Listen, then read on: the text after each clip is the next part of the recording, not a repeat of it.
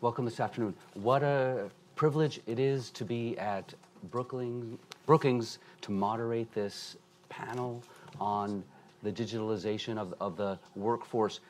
We have been trying as a community, journalists, think tanks, and countries around the world get our arms around this shift that Mark so well articulated in his presentation at Axios. We have a vertical called The Future of Work. I hope everyone subscribes to the weekly newsletter. We only really understood over the last year, even though this trend is really decades long, we only understood the real ramifications of it over the last year, and that's when we've seen how these changes in economies and in jobs can impact societies across the world, political systems around the world, and geopolitics.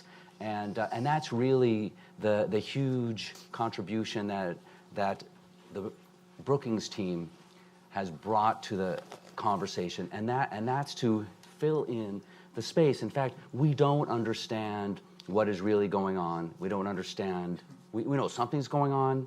We know it's big and it's roiling everything, but we don't know the pace that it's going at, and we don't know how big it will ultimately become. And in the end, we don't know the answer to the question: is this time different? Is this technological revolution that we're seeing now the same as the others that we've seen through time since the Luddites in the beginning of the 19th century? Is it the same as those? In other words, that the normal economic churn will organically fill jobs, everyone will be employed, or is this technological revolution so fast and so profound that we're really going to be in trouble? And so I'm thrilled at the panel we have together today to discuss. We have at the end we have Robin LaChapelle, and she is Vice President of Human Resources at MedImmune. She previously was at Capital One, a vice president there too, and also at Lockheed Martin. We've got Byron Auguste. Is that the correct pronunciation? That's how the French pronounce it. We pronounce it Auguste. Auguste. Yeah. That's how I'm going The to Romans pronounce pronounced it Augustus. Okay. Everyone has their way.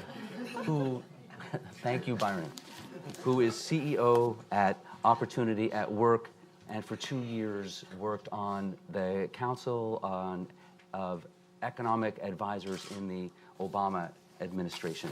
And then we have Jeff Mazur, who's the Executive Director at LaunchCode, and finally Elizabeth Lindsay, Executive Director at Byteback. We're going to start with Robin. And Robin, can you just give a high-level view? Mark did a very good job at laying out the statistics. What does digitalization look like? And can you give us the arc, the historical arc? I think you did an excellent job laying that out. It's moving so fast that I think it's really difficult to put a pinpoint on where we are in the curve, is what it feels like in industry. When I look at the broad industries I've served, and then I'll certainly speak on the current one where I am now, which is in biotech, life sciences, I think the confluence of trying to get products to the market as fast as we can and what technology can bring to doing that, with the equation then that says take human interference out. And I think that is a conundrum that we all have. And which greater good are you serving and at which time? So as I look at what's happened in digitization, there's probably not a job that we don't ask. So your chart quite resonates, that there really is not any job that doesn't have some sort of technology component, whether it's from the sales force that we used to have who turned in, if you even look probably 5-7 years ago, they weren't walking around At this point today, I could open up my iPad and tell you every call that's been made, every doctor that's written a script, everything that's happened in the industry. And we do really look for that and people who will adapt to that technology with us, because it's also the way that we communicate. When we look at a huge diversified workforce of 6,000 salespeople in the field every day, it's the one way I can get to them. So it cuts down the path of when I used to mail them, features and benefit, or when they used to leave behind, to be quite honest, even as you look at the expectation of being green or being efficient in how you work. We don't leave pamphlets anymore. If you go to your healthcare provider, they're not really there anymore. They want our labels to be smaller.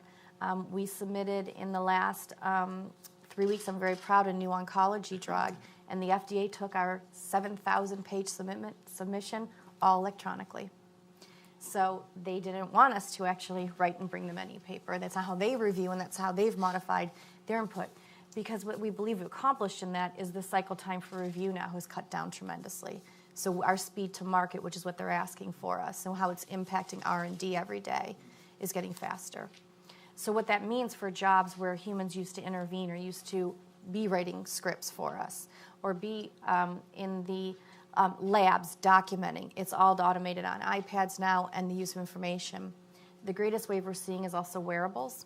So if you look at what's happening in the West Coast, I just spent a few weeks out there in our San Francisco area, and I was at a conference of biotech, and brilliant, I will say, and children I probably realize now I could have birthed, are developing wearables. Why? Because they're diabetics, and they don't want to walk around with insulin pumping into them. They have developed a pinpoint that will go into them and sell the technology. We don't need to see a doctor in some cases for some of our studies anymore.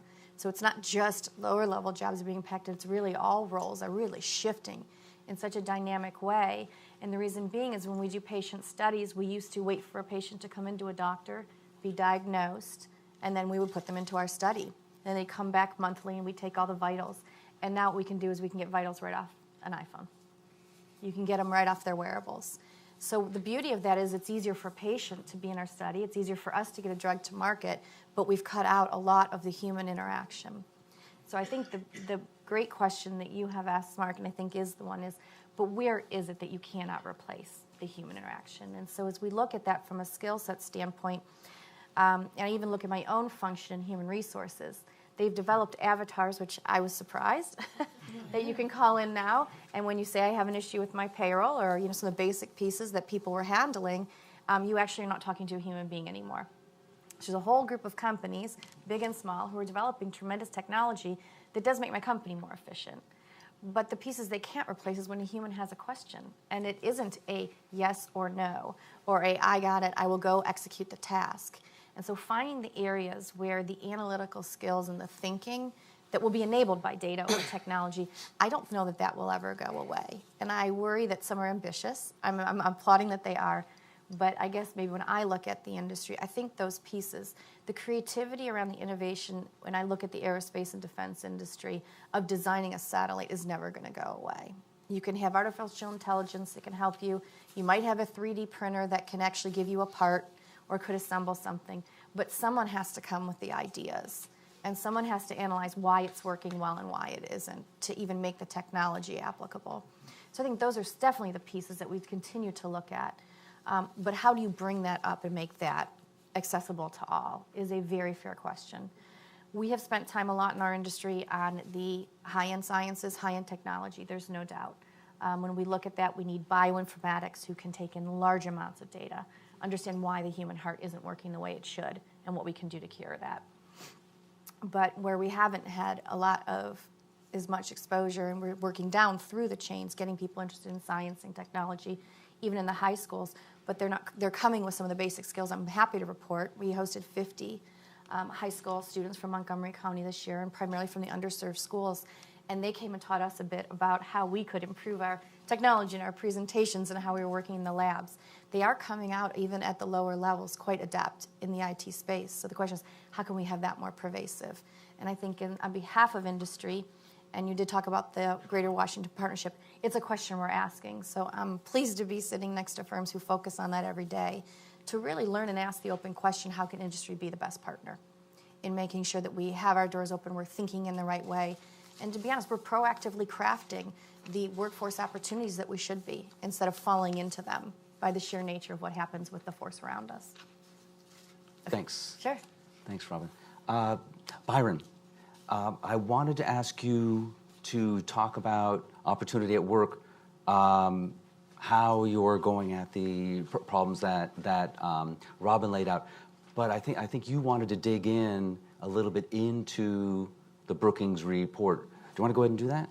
Well, yeah, well, I'm happy to talk about opportunity at work and could do that later. But I mean, I think this is it is a big topic, and I think that on the whole, our conversation about this topic, the future of work, digital skills, all of this in general, is really actually very far off the mark, and we're not understanding it well. And I think part of why we're not understanding it is because the most important thing about understanding the future of work is actually to understand the present of work. And how do our institutions actually work today? And what are the incentives? What are the policies, practices that are faced across the socioeconomic spectrum of people at work?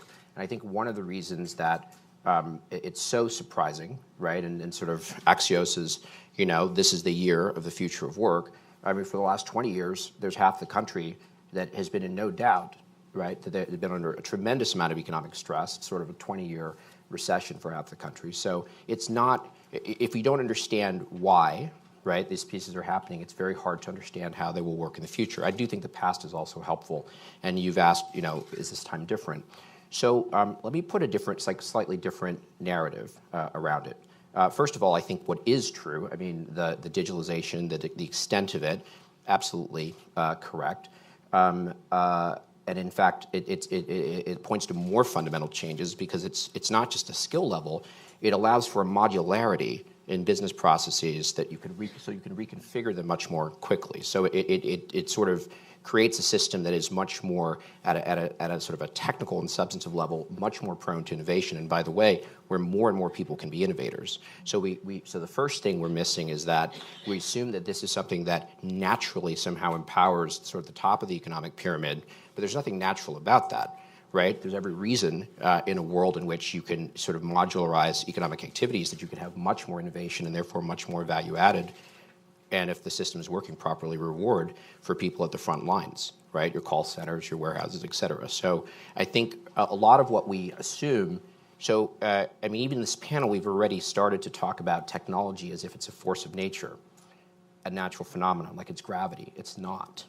And the deployment of technology certainly isn't. That is a set of institutional choices that are mediated by economic incentives. They're mediated by sort of cultural assumptions, by a whole bunch of different things. So, I mean, we need to start in the right place. So, what I'd say a few things we do know beyond that it's a big deal, which I do definitely agree with. The second thing we know is that rising productivity is a good thing. Right? I mean, if you have sort of more equipment, more ability to sort of produce things faster, better, more customized, that people want more, it's a good thing. That's why we don't live in caves anymore, right? That's why we have skyscrapers and all of that. So you want that. The question is, how do you get it? Because one way you can get it over a very narrow period of time is you can take your same business processes and just turn the crank and lower cost, right? So the fundamental business model of enterprise software, add software, remove labor, ka-ching, ka-ching, repeat, right? And go on down the line. So that's all you do. I mean, by the way, there's still some benefit to doing that. Like, it does create value. People spend on other things. You get more personal trainers and whatnot. So it's not like it's nothing. But an even more powerful way of innovation and of productivity improvement is faster time to market, more customization, sort of even in services, cognitive behavioral therapy for everyone from the person doing the bedpan so that you have a lower morbidity, you are happier, in elder care. I mean, there are many, many ways to create value. That's the sort of the numerator part of the productivity equation, right? It's not just about reducing cost or labor cost. It's about making everything work better, making it more valuable to people. They pay more, there's more. So that is, and I think if we think about a system that can drive that sort of innovation through digitalization, which it's naturally, I think, suited to do, well, then you can have more productivity, you can have more jobs, and you can have higher wages, right? And you can have more learning, all of that. So just to understand the possibilities, those are all possible. So my father in 1970, so this has been going on for decades, he was a shipping clerk in a kosher food company in Detroit. And there were 3 non-family members in the company. 2 carried stuffed boxes around, and the other one wrote them down. That was my dad. And he saw an ad in a newspaper, which we had back in 1970, newspapers, to learn COBOL, right? Which is that mainframe, the software, the operating system language for the IBM mainframes, which at that time was huge demand, taking off, said you could write your ticket. So for some reason, my dad, who had never worked in an office, who had dropped out of college as a literature major after a year, just thought he could maybe do this. And he quit his job and he did this. And it turned out he could. My mom worked at Detroit Edison. She got him a job shadow there in the MIS department. And they finally gave him a job. And that was the sort of the trajectory of my family into the middle class, to the American middle class. So that was 1970.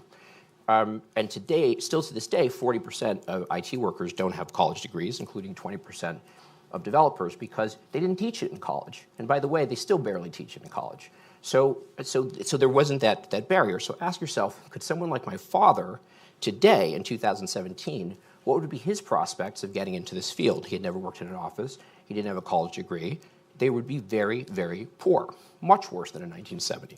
So the equation here is not a technology equation. The equation is, right, what's the basis on which we hire? What's the basis on which we consider? Who gets trained in these skills?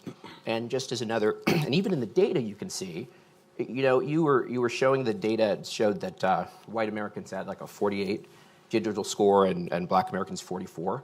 Well, by my math, that's in like an 8% discount for black people, whereas like black incomes are like a 25% discount to whites, and black wealth is like an 89% discount. So, right? I mean, so if you want to have a level playing field on digital skills, bring it on, right? From a standpoint of equity, we'd be in a lot better shape. And in fact, there's the guys Catalyst in Baltimore. They're an IT services company. They hire entirely based on skills, performance. They don't care where you went to school, any of that stuff, right? They're very, very competitive. They make almost twice as much money as their mainstream competitors. Why?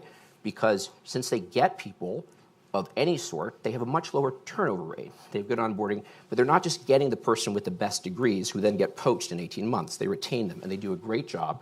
They've been growing, and Metro Baltimore is about 27% African American. Their developers are 25% African American. They're software developers. And this is high-end stuff. This is product development. The point is talent is far more equally distributed than opportunity is. So what we should be worried about is not that poor people, black people, whatever, can't keep up. What we should be worried about is the institutions we have that say, okay, you saw this thing that said, there's 100,000 jobs needed, but only this many college graduates in computer science. Why do you have to be a college graduate in computer science to get that job? And I'll tell you what, black people are underrepresented by like 70%, right? And women are underrepresented massively in those degrees. But is that the skill set you need to be able to do these jobs? There's no evidence for that. In fact, there's a lot of evidence to the contrary. So if we make an institutional choice that says you have to have a bachelor's degree in computer science to get those jobs, well then don't complain about a skills gap because you just defined your way into the skills gap, right? What if instead you said, show what you can do and the job will look for you, right? What if everyone had a chance to demonstrate their skills?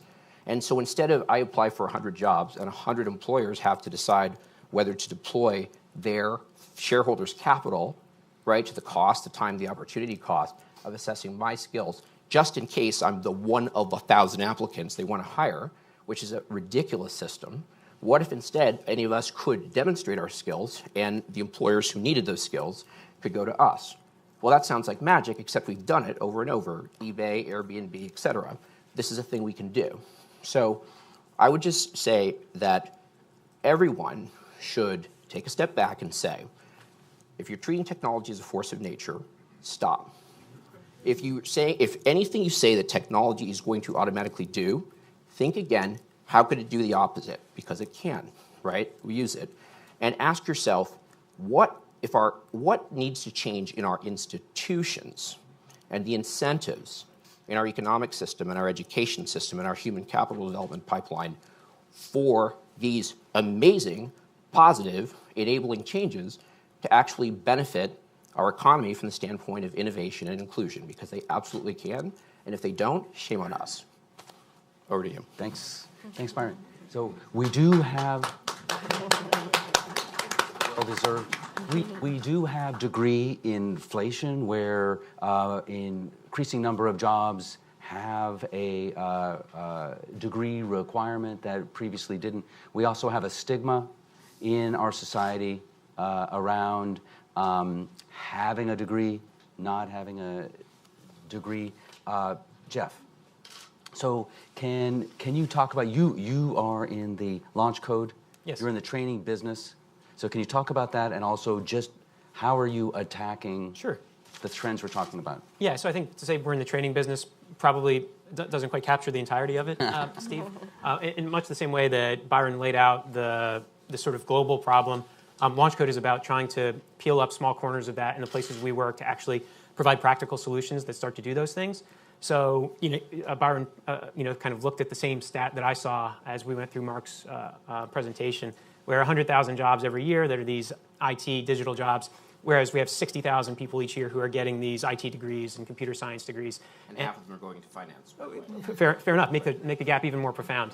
Right. But again, those aren't environmental conditions that we're just dealing with. Those are largely choices that we've chosen to impose upon ourselves by things like requiring a computer science degree to move into one of these middle to high skill tech jobs. And so we're focused on looking at those jobs like software developer, software engineer, UI UX developer, web developer, jobs that usually, if you look at postings, anywhere from 74 to 87% of those jobs require a computer science degree, and saying the real reason why there's a gap and why we're not making full use of the human capital that's out there is because we're imposing these requirements on ourselves when they don't really make any sense. And to some degree, industry itself repeatedly tells us that those requirements don't make any sense. When you survey people who are CIOs and who are chief human resources officers who deal in tech hiring all the time, in large numbers, they tell you that degree programs are doing a poor job at preparing people for the sorts of skills and work that they need done. And so you set up this really bizarre paradox where you're saying, hey, let's put this requirement up. And at the same time, we know this requirement tells us nothing about the person's ability and skill to actually do the job and do it well. It's silly. And so we know there's all other sorts of functions that degree serves that aren't actually a proxy for someone's ability or willingness to do the job. And Launch Code is about saying, how do we remove those considerations and focus back in, as Byron said, on the things that we should be really focused on, which is whether someone has the skill, the ability, the aptitude, the drive to do the job and do it well and to fill that gap. We know that to the extent we rely on the traditional hiring pathways and the traditional training mechanisms that we've relied on forever to fill these jobs, that we're never going to close the gap. It just continues to expand. And so what are the opportunities we have to adjust those things, to both build the non-traditional pathway and provide non-traditional skill building opportunities so that people can actually move in and fill that gap. And Launch Code, just as one, again, small example, a nonprofit that is small, that works, founded in St. Louis, and we work in now St. Louis, Kansas City, Seattle, Portland, Miami, and Tampa. So we're just touching a small corner of this, but we try and address this in two ways.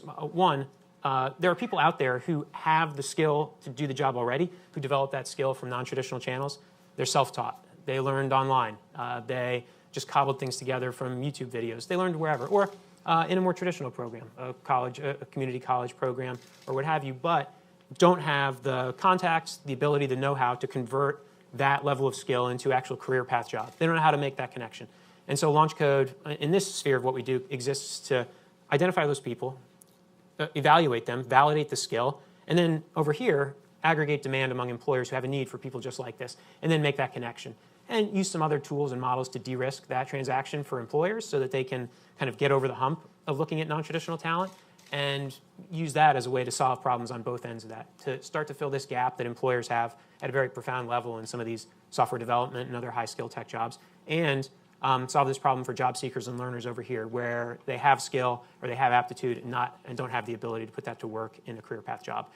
The other component that sort of runs parallel along with this is the recognition that this is a finite pool of people over here who have the skill already that we can connect, and so we have to provide, in our case, free, accessible skilling models that, on an accelerated basis, provide the skills for people to actually step into those jobs so that we can make that connection for them and they can start to fill the gap. We know that a lot of the disparity that we see in terms of what the tech workforce looks like from an inclusion standpoint is a function of the fact that there's a huge disparity in people's access to high quality skills that can get them into these sorts of jobs. So again, to the extent that you rely on experience in the workforce to fill these jobs, to the extent that you rely on a college degree, you're again imposing all those same limitations that Byron noted, that 5%, fewer than 5% of college science degree graduates are black. Fewer than 20% of CS degree holders or graduates are women. So you're just going to bootstrap all those same problems we have in the tech workforce today to the extent you continue to rely on those things. So that's the way we sort of address the problem, Steve. Very good. Thank you, Jeff. Elizabeth, up until now, we've been speaking almost entirely of high-level, high-skilled tech jobs. You deal with, on the low level, what before we came up on stage, we call the losers. Can you talk about what you are doing to what you're doing to bring these people into tech jobs? Absolutely. My name is Elizabeth Lindsay, and I'm the executive director of Bite Back, and we are a nonprofit based here in DC. And we work with those 1 in 6 Americans that Mark mentioned who really have limited access to technology and limited tech skills.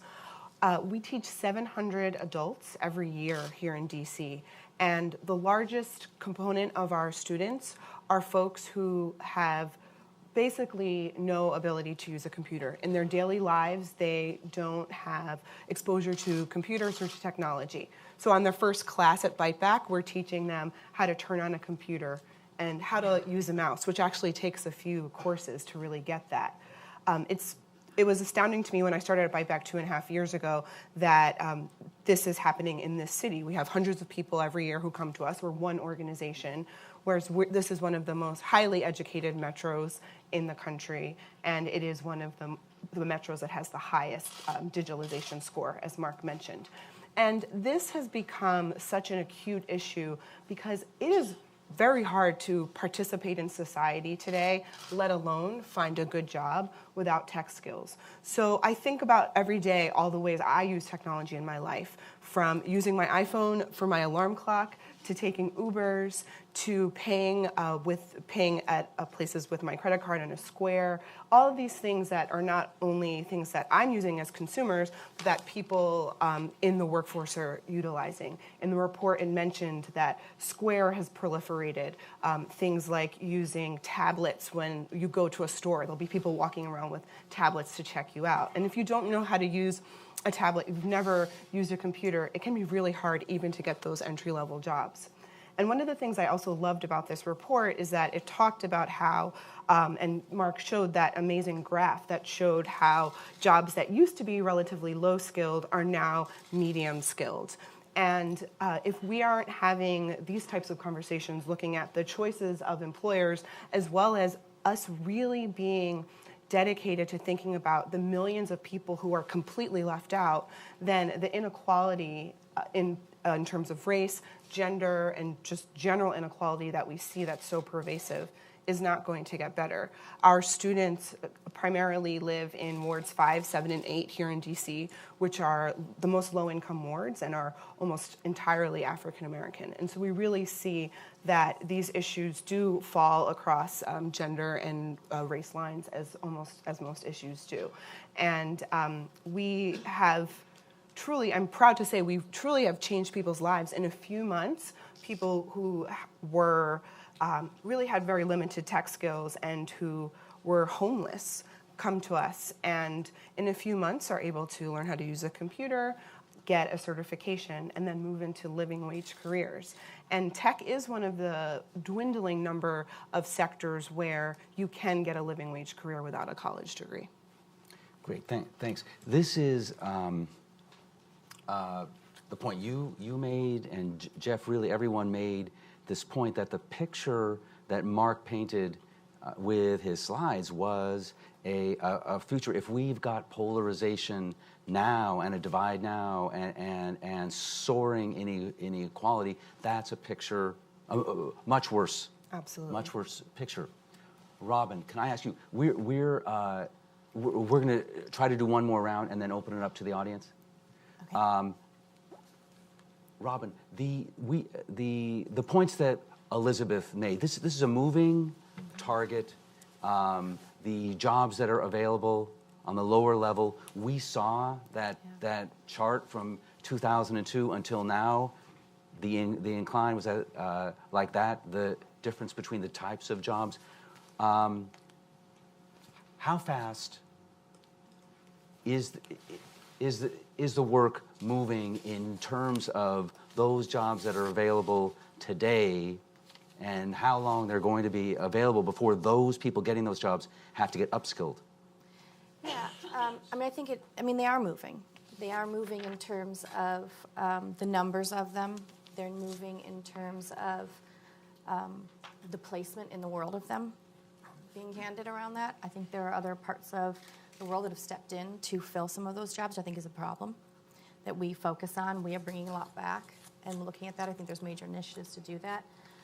I think the beauty of the stepping stone, though, is if there is an ability to master the entry-level digital, that says there is an ability to master and have motivation to do more. And that's where we've taken the premise. So we do have people who come in as a first job, and they do accelerate.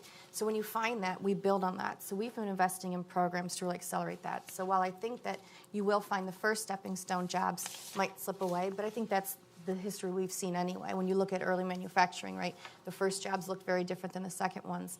But the ability to have a workforce that has an even continuum, that can continue to rise, I think is a commitment we're trying to make and look to see where that opportunity lies. Right. In terms of, like, one of the beginning jobs that people talk about are working on an IT desk, on a help desk, but these are being automated. These kinds of jobs. Elizabeth, do the students who come in, do you call them? Are you calling them students or clients? Yeah. That's right. When they're coming in, do they know that almost as soon as they step into the door, they've got to work and also learn to move up the ladder very quickly? It's a great question. I think most don't know that. We do a lot of work to help them to realize that. And we also see ourselves as a pathway to other types of IT jobs.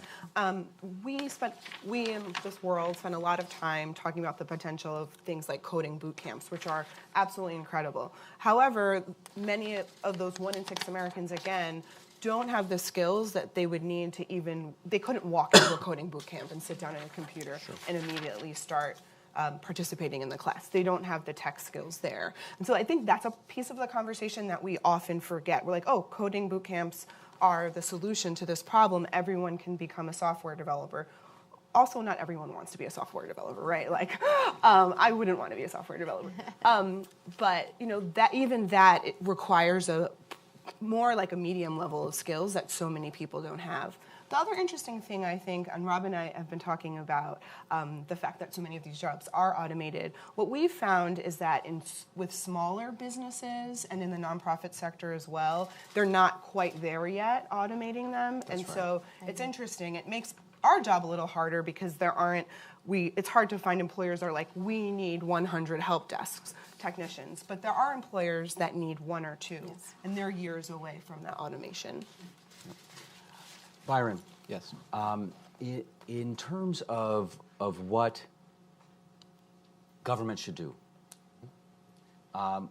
what at this stage is a beginning smart public policy?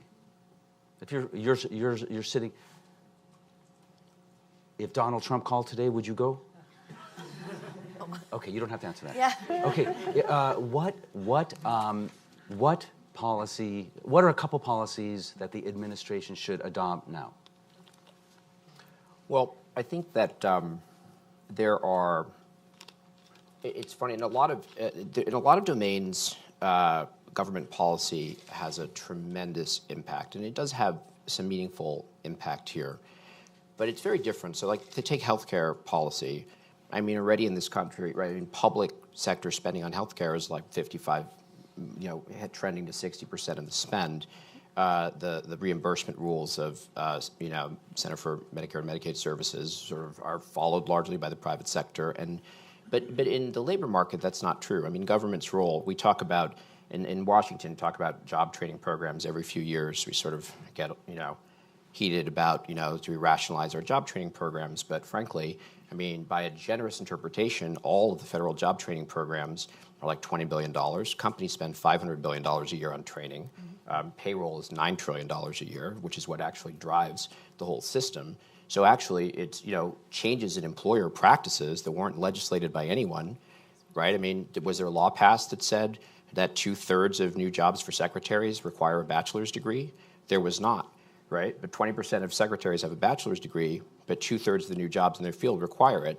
And then we wonder why they're feeling stuck in their job. So in other words, 80% of them, no matter how much they in the workplace keep up with the latest technology, they are still assumed, if they don't have a bachelor's degree, not to be able to do that.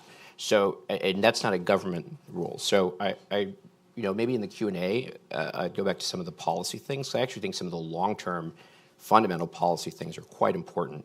But in the near term, what matters most to this opportunity has much more to do with the shape of the labor market.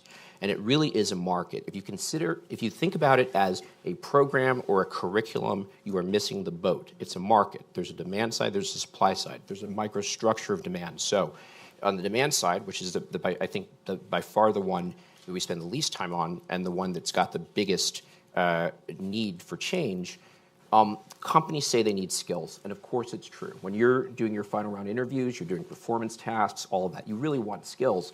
But who gets to that final round, right? If the screening is, what is your resume history?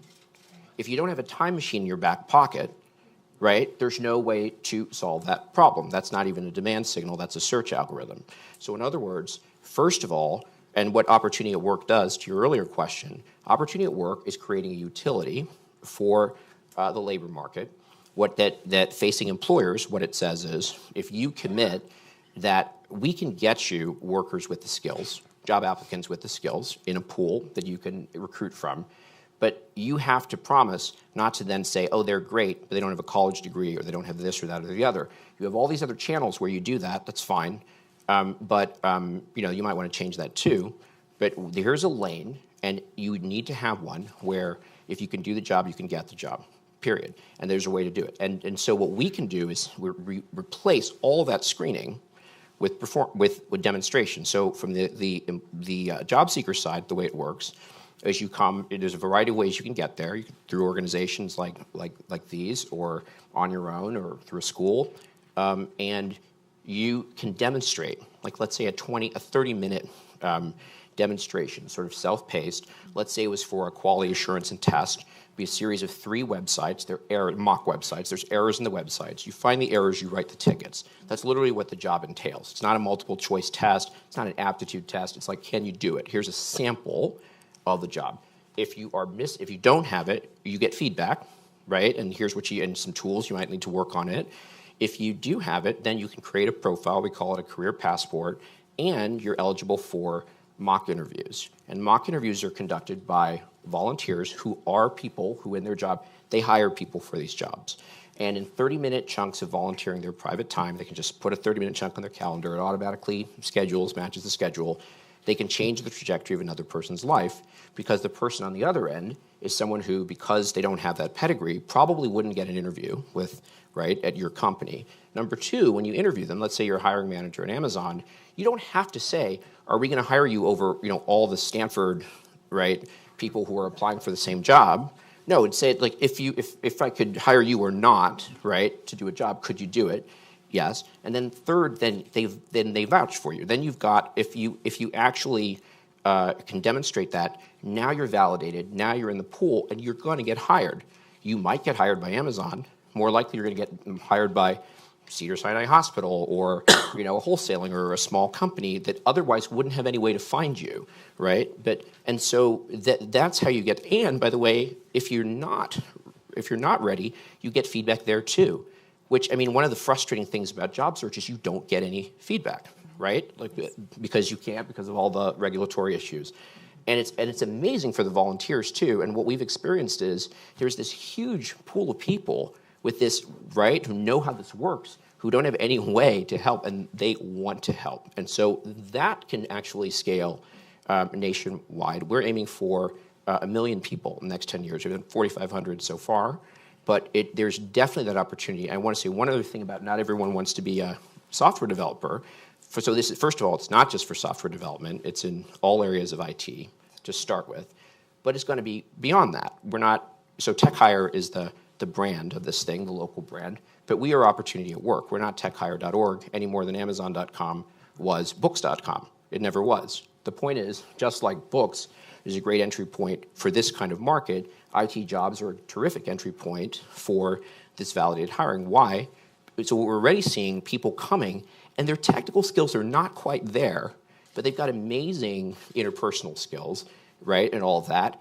And you say, well, have you thought about going into technical sales? Well, they didn't even know there was such a job, right? But they can pay just as well. So the point is, everybody can be good at something. Nobody's good at everything.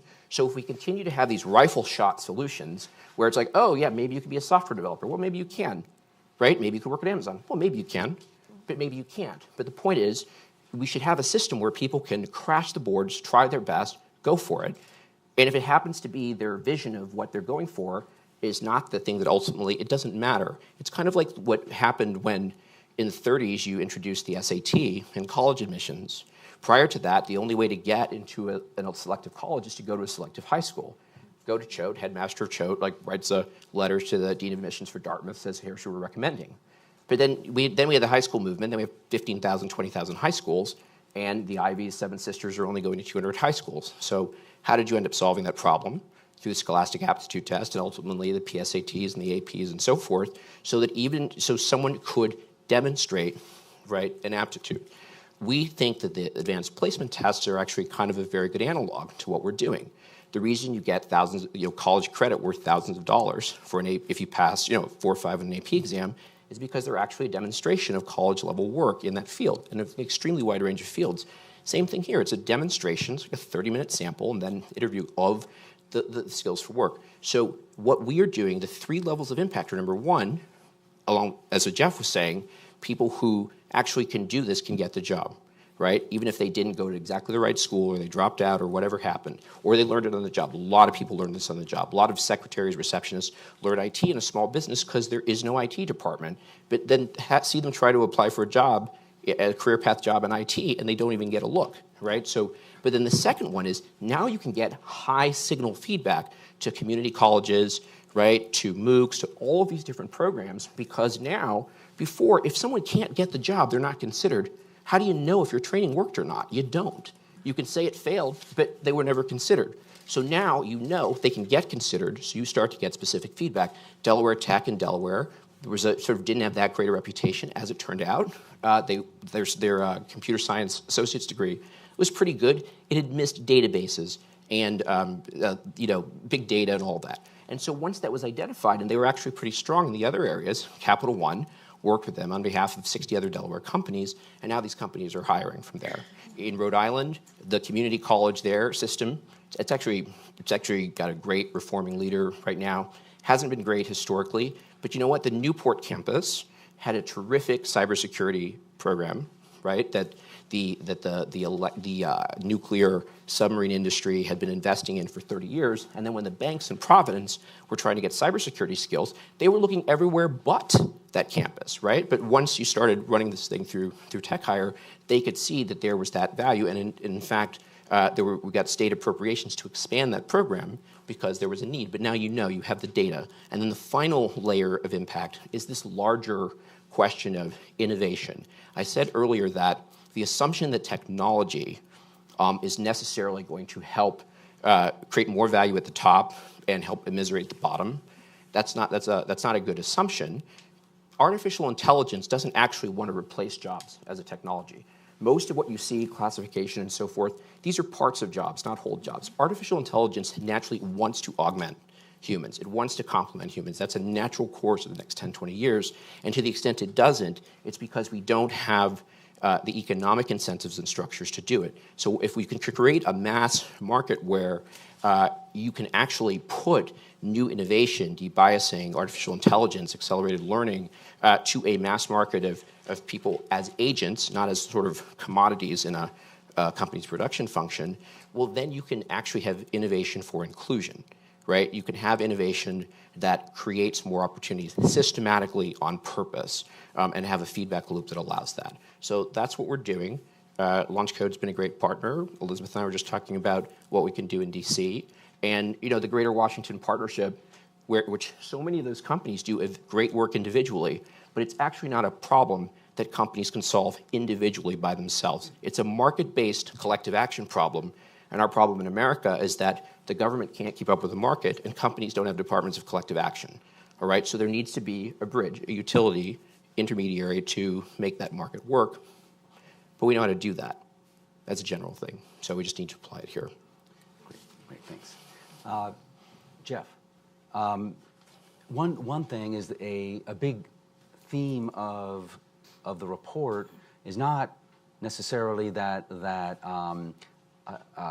IT jobs are in huge demand, but that all jobs are going to have a digital component. Sure. That's the point. And so when people are training, they need to train for whatever job it is. They need to have some kind of baseline digital skills. So I wanted to ask you just a couple things briefly. So one is, one of the slides has women with better digital skills than men. So why do you have coder girls? Why don't you have coder guys? Right. Sure. And then the second thing, what about this broader theme of digitalization in across the board? Is this something that you're attacking? Yeah, sure. So you mentioned Coder Girl, one of our training programs. This is a program that's for women by women to provide not only technical skilling, whereby women who work in the field are providing technical skills to women learners, but as Steve notes, one of the functions that we find is that women who go through one of our programs who are at a level of job readiness in terms of technical skills already oftentimes lag behind their male counterparts in their readiness to apply for jobs and willingness to apply for jobs for reasons that are entirely unrelated to their level of technical skill. They're related to not understanding or having other sort of cultural concerns about whether they're ready to do this, how they will fit in an industry that has been largely male-dominated. And so Coder Girl is partially about providing technical skills, but it's also about recognizing that, particularly if you're trying to address longstanding needs within underserved communities in the tech marketplace, that you have to provide other supports that are non-technical to show people, other people who look like them, who have a shared experience, who've gone through the same journey, who can help them sort of navigate the things that are entirely unrelated to whether or not you can code in Java or do any of the just rote technical pieces of the job. So that's why Coder Girl exists and why we like to have programs like that are geared towards providing non-technical pieces of job readiness.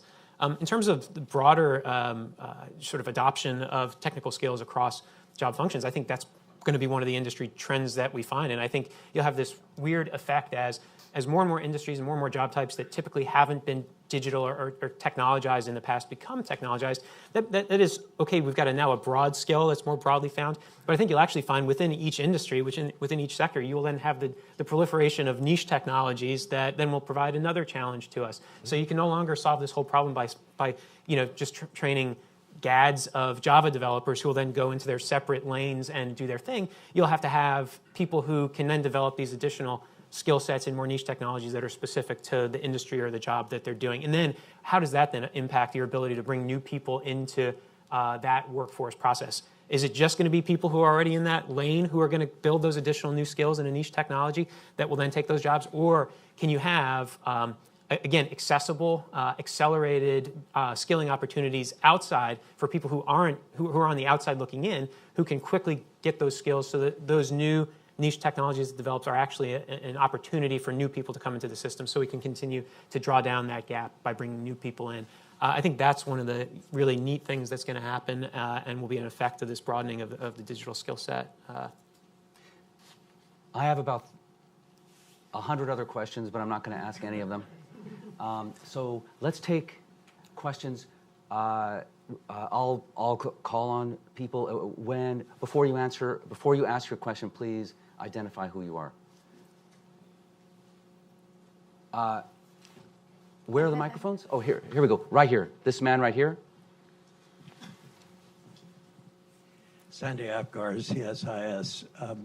Given this region's dependence on the military in all its forms, and the contracting community as well, and the fact that roughly 50 metros also have such economic dependence. Does the Brookings database and your experience relate directly or correlate directly with the military demographics? Or is there a way to segment and extract from Mark's data to do just that? Okay, great. Let me take, put up hands. Let me take one more question. This lady right back there. Thank you. Hello, my name is Nicolina Womack. I am the Executive Director for Future and Design. I came out here for this from Salt Lake City, Utah. First and foremost, I just want to say that it's very refreshing that we have data now to back up the work that we've been doing.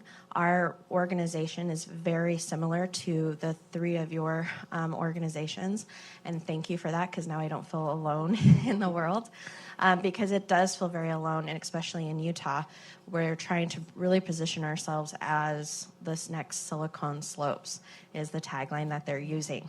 I know. However, we really, our mission is in part, and what I'd like to find out from you is, we really do believe that there's a juxtaposition between the constraints of intergenerational poverty and the lack of a skilled labor force. There is a huge opportunity to create a pipeline of talent, and we've seen in our pilot cohort amazing success with a young lady who is a refugee, a young man who is undocumented, another young lady that is family is immigrant. They're all doing successfully well now that we prepare them in our training program to go into a boot camp. And Okay, they what is the are question? out Yeah. sourcing. So the question is, what we're trying to, sorry, I need to put that context, is aggregating the private sector and the companies to come to the table, because we're working with them to say, let's put them in an apprenticeship. You don't have to hire them right away. Let's get them an internship. Let's get them an apprenticeship. And if they're good, you can bring them on. I'd like to understand in your three organizations how you're dealing with that, what your success is looking like, what are some of the strategies that you are finding successful in getting the private sector to overlook the 4-year degree? Okay, who wants to take military question? Is anyone? Okay, I think Byron will Brookings take that. first. Okay. And the second question? One person should take it. Jeff. Okay, Jeff. Byron first. Well, I would say on the military side, there's a number of dimensions to it. One is, of course, there's a lot of sort of technology itself, right, in the actual sort of operations of the military and the associated contractors. And I think it's definitely the case that a lot of, so we're working in, we've got 70 communities, you know, in the tech hire, under the tech hire banner. And I think the pattern would be that in maybe about a quarter of them, the military and you know, sort of supplier presence is a very big factor, right, in the tech pipeline. That's true in Southern California. That's true in Rhode Island. That's true in, let's say, San Antonio. It's true in a number of places, and obviously in Washington, D.C. So that's one dimension. You do see it. What you see also is that the pattern of how you get a job is a little different. The certifications, right, and they have much more power in the context of a government contractor environment. So something that might be an indicator of having, you've done a course, you've taken the test, you have a certain skill set. A lot of places that are purely commercial markets, they don't care about that very much. But if you're a supplier to the government, they do care about it a lot. It creates a permission structure to do it. So that's both a barrier in some cases, but it's also an opportunity for people who otherwise don't have, you know, the college degrees and everything to do that. So I think that's a big deal. And I will say veterans have been a pretty big part, as a third factor, have been a pretty big source of our pipeline. You know, there's a huge Iraq, Afghanistan generation that, and I think one of the big successes of this country is the degree to which we've moved the needle on the terrible outcomes originally when people were coming out of Afghanistan and Iraq. So actually, like, we've gotten their levels of unemployment to about the right level, but I don't think we've fully realized the talent because, again, we treat people too much as widgets, and they're no exception. So I think it's a big factor, and that's how I would describe the contours of it. Great, thank you, Byron. Jeff. Yeah, so our organization, certainly, and I suspect Elizabeth's and yours, part of the motivation, I'm sure, from the beginning has been to create social impact and change people's lives and help people.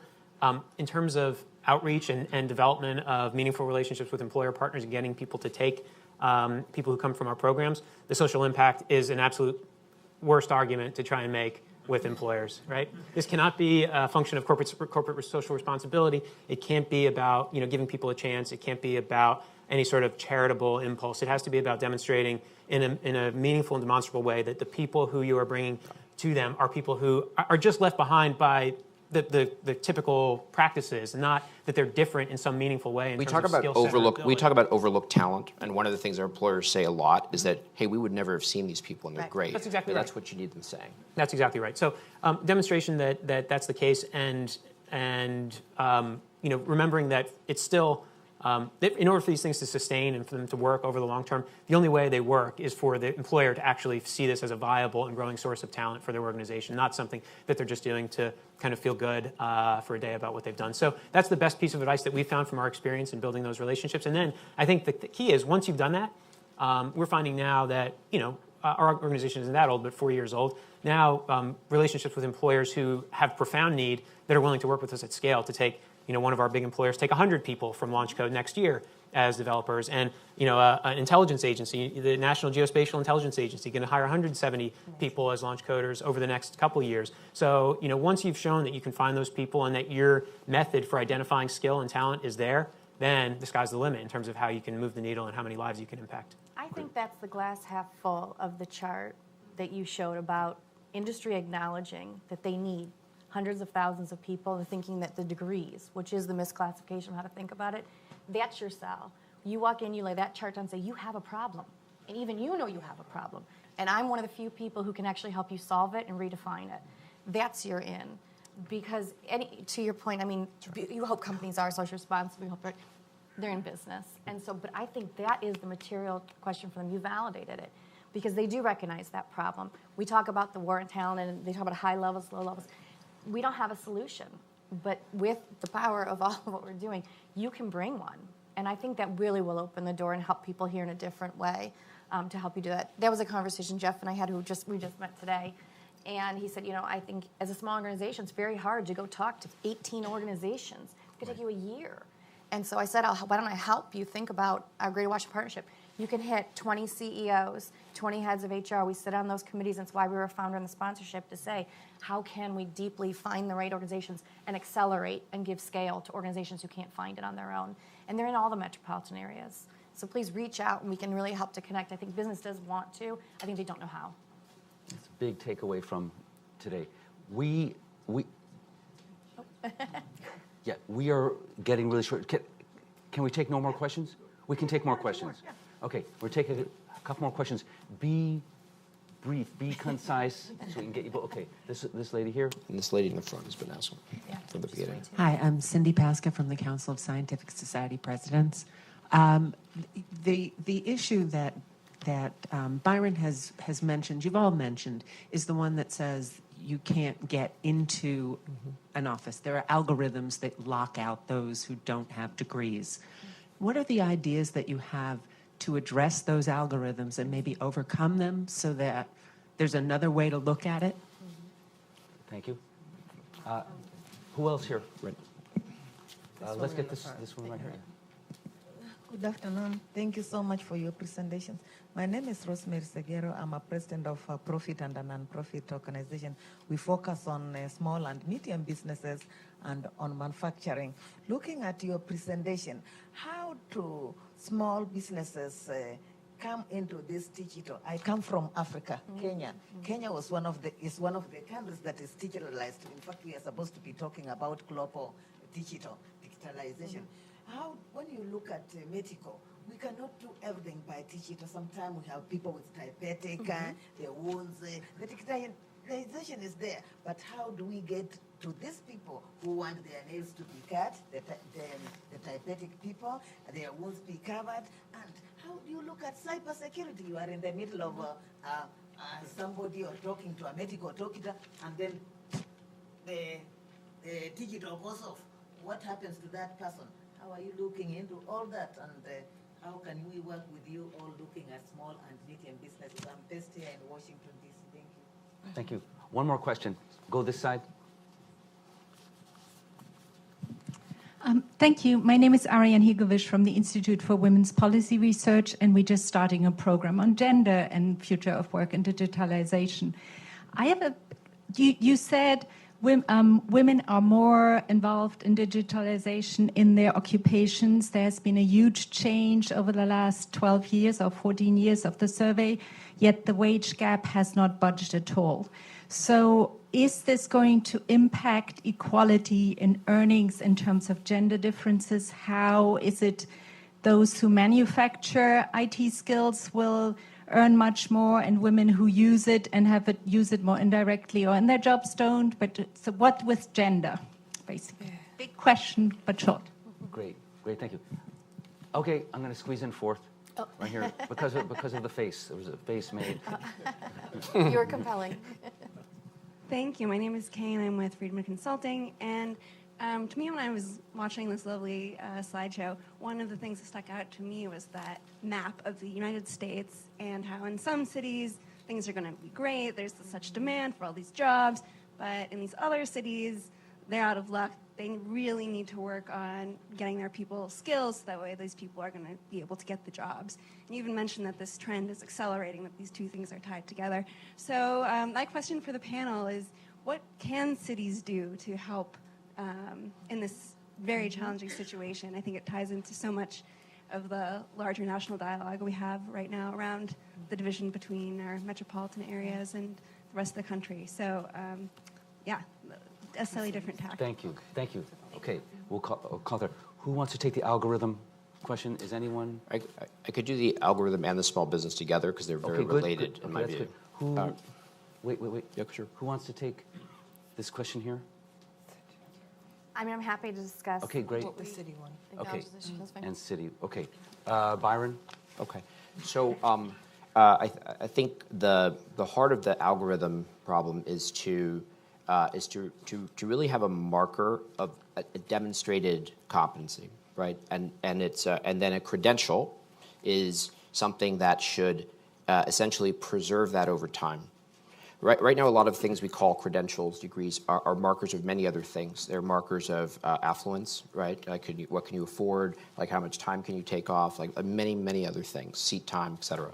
So what we want is a marker that you can get to anyway, in principle. Maybe the best way to do it is through a school, but that you don't have to do it that way, right? So that's a very important thing. And then you can embed it in these systems, because it's true that most of the tens of millions of people applying of job applications a year are screened out by software. They're not ever seen by a human, right? It's an algorithm that's there. Now, it's the algorithm that's meant to, broadly speaking, reflect what a company thinks is a way to narrow the pool, because you can't interview 3,000 people. You have to narrow it in some way. That's not nefarious. But the question is, what way do you do it? And if you narrow it based on, say, a college degree, in a world in which our colleges are seen as selective based on how many people they can exclude, right, per U.S. News and World Report. I mean, you basically bake in a whole system of quality, demonstrated quality, that requires exclusion, right, to create a signal. And so, but a signal that says, I can accomplish this to this level of competence, a defined set of things, well, there's no theoretical limit to how many people can do that, which is good, because there's no theoretical limit to the amount of high-value work there is to do, right, in the world, actually. And so, right. So I think, there's two things. What we say to the companies we're working with, we have to make it, we have some companies that come in and really, they care, they see the value, and they'll put some extra effort, and frankly, we couldn't, I mean, all of our validations are done with companies, like our software developers with Amazon, with Pinterest, and with PNC Bancorp, for example. And all of them we do with companies, because that's the only way you could do it. But what we say is, we shouldn't have to do it for every single company, because what it takes to demonstrate a competence for one company shouldn't be different. So that's the key, is to have companies being willing to sort of accept it. And what we don't say is, we know better than you who you want to hire. We say we can create a pool that you're not seeing. So and then you consider it, right? So just like getting you to the sort of final round, if you will, right? So that's what we do. And then to make it even easier, some companies want to sort of try to embed in their system. And it's pretty easy. I mean, you could just go, you see a pool, you can look through the profiles.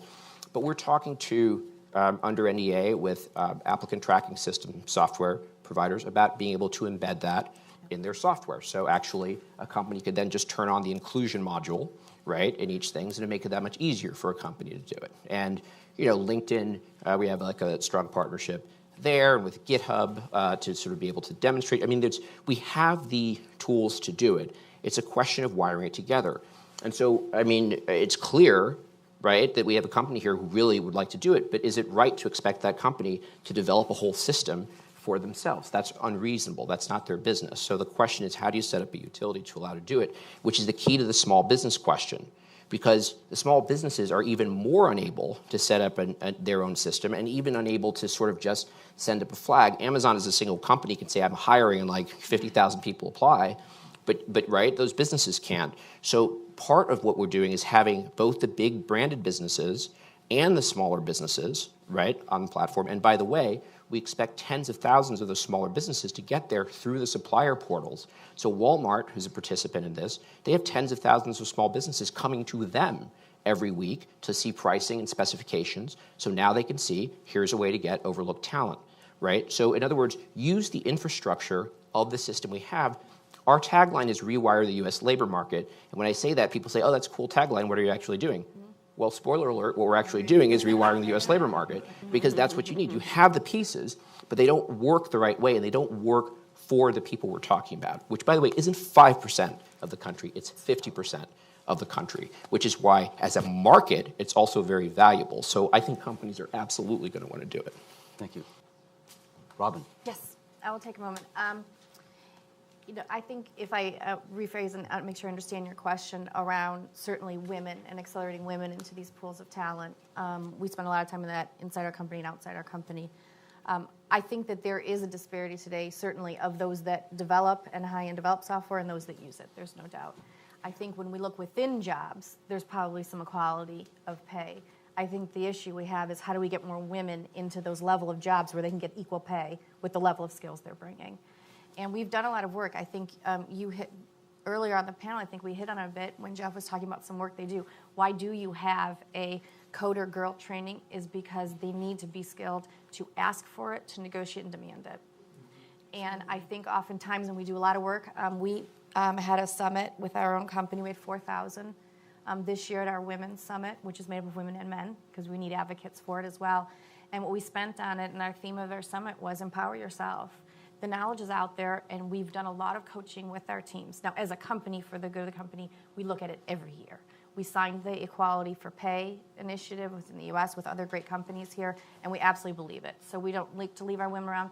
But what we want to do is make sure, whether they're with our company or any company, you should demand what you should get for your skills. And I think that's a skill they don't have. So even when they get the technical skills, what we're finding, and I see it in the female scientists who come into our organization. And we're very blessed that we actually run our organization. We have 50-50 men and women, and we're actually 50 white and non-white in our organization. It was not anything I take credit for building. It's the legacy of the organization I joined 3 years ago, which is a wonderful thing. So it gives us the power to really talk about inclusion in our company versus, can I get my numbers looking right? So we really focus a lot on inclusion. How do we empower everybody? Where's that acceleration? And we look at that. We look at that in our promotion numbers. We look at that in our mix of training. We look at that in our mix of who we're looking in our pools. But I do think that companies need help. There's no doubt. When we look at the mass of inundation we get of resumes and how we put our jobs out there, we have been trained, go after the best, right? They measure on that. That was the tagline for 10 years. I want the best talent in the industry. And the reality is they don't stay. They don't really want to be there oftentimes, and they're going to leave you at some point. So I think the move to stability in your workforce with people who are skilled to what you need, that you can invest in, that are motivated to be with you, is the future of where companies need to go. Because that's what you need. You can have a few best who will hop in and hop out, and they're interesting, but you can't run a company on that. And I think that's where people need to come back off of a bit. But people jumped on that bandwagon. That's what they wanted. And then how they defined the best became, let me go find the list of the best universities, the list of the best, we still do it, the best companies to work for. You will see we actually don't submit on that. Why? Because we're the best company to work for everybody. I'm not the best company to work for the top 10 people who want to read Fortune magazine. And that's okay, and there is accolades for that, and I understand why companies do that. I think they brought in their criteria of why and how do you treat your employees, which I think is a better innovation than what it had before. If you go back and look 15 years ago, it was who were the top paying jobs. And those were the best companies you could be at. I think people want more in their job. I think people should demand more from their companies in their job. You want to be a company that serves the whole population. You want to be a company that is observant of social issues, right? We have green technology. We rewired for solar. Why? Not because it was hip and I wanted to make a list, because we legitimately believe we use a lot of power in our labs. I want to be responsible at how we do that. So I think that is how we can help women. I'm happy to have a conversation about that. I don't think that I could sit up here and say there's a solution yet, but I think it is one that needs one fast. Very, very brief. So I'm answering the question about cities and how can cities participate and really make change. There was a great conversation here a few weeks ago about the dozens of cities that were competing to get Amazon HQ2. And I think one thing that the cities can do on the demand side or demand for labor side is really focus on bringing in companies that are like what you described, companies that do care about inclusion, that really want to make a social impact. And then on the side, in terms of training and supporting the workforce, I think here in DC, as a DC-based nonprofit, we are extremely supported by our local government. So we get a huge chunk of our funding from the DC Office of the Chief Technology Officer. There's an entire program that's just around bringing low-income folks, getting them skills, getting them tech skills. We are part of a partnership with the Washington D.C. Economic Partnership, where we train individuals to then apply for a scholarship and get fully funded coding training. So I think that there are ways that local governments can work with the nonprofits, work with employers that are getting incentives from cities, getting tax breaks, and really say, how can we ensure that not only are residents trained and ready, but really push companies to be thinking more creatively about how to bring in people in diverse populations. Thank you. Thank you to the panel. Mark Moreau is going to make closing remarks. I just wanted to thank everyone here. Thank Steve for yeoman's duty. Great panel. Thank all of you for your concentration and great questions. I'll just say one thing about, I think cities have to think this is an issue. Yeah. And I think the best thing they can do is not try to solve it themselves, but in networks with people like Byron, Jeff, Elizabeth. You know, I think some of the best models are bringing in these kind of plug-and-play solutions that these organizations are working out new ways to do this. So anyway, I just wanted to thank you all. Just also want to forecast more work coming along these lines. Work by Bill Fry, a great demographer here, on millennial questions and how that affects the labor market. We will be releasing a big report in the first quarter on how these and other issues are affecting the opportunity prospects of older industrial cities. Work on opportunity jobs. What jobs exist that can give people entree yet allow a decent living and a pathway to move forward. So I just wanted to flag all that. Thanks so much for joining us. So thank you.